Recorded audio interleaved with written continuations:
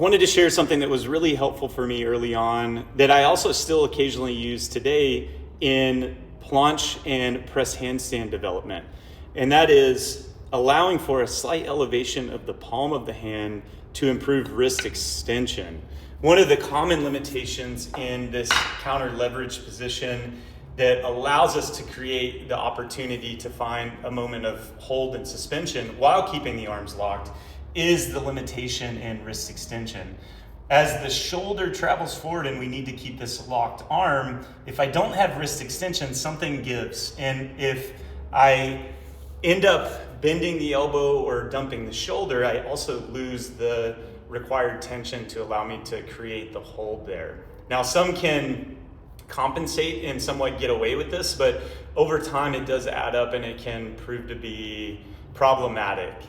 So to find initially a little bit of lift can actually increase the range of motion that we can travel forward with. And over time, one of the things that I did, for example, we could take a lift and slowly drop it closer and closer to the floor. So I've got a small change plate here, but you could use a book, you could use Post-it notes, you could use a rolled up towel or a mat, and slowly over months, maybe even years, decrease the amount that you need there.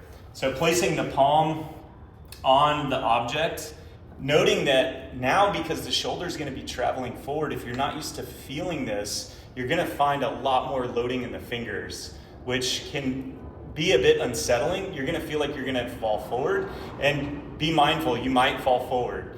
So really paying attention to that and sensing that transition and that shift so that you're not pushing into a range that maybe you're not ready for. So finding this connected finger position, something like the planche, you'll notice there's more opportunity for travel. So there's an increased opportunity for finding the correct leverage, sending the head forward while maintaining that locked elbow and protracted shape. Same thing for the press handstand.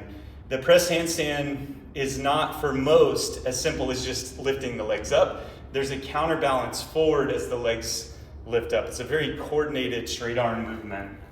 So same thing here, although when you get into handstand, it can be tricky because now we're lifting the palm in the handstand, which again, it's an odd feeling, but trying to find that shape in the press, managing the weight in the handstand. And again, if it's too much, you'll find that it'll kick you out, but we're at least getting a little bit of load in wrist extension in this new territory that maybe previously wasn't allowing for.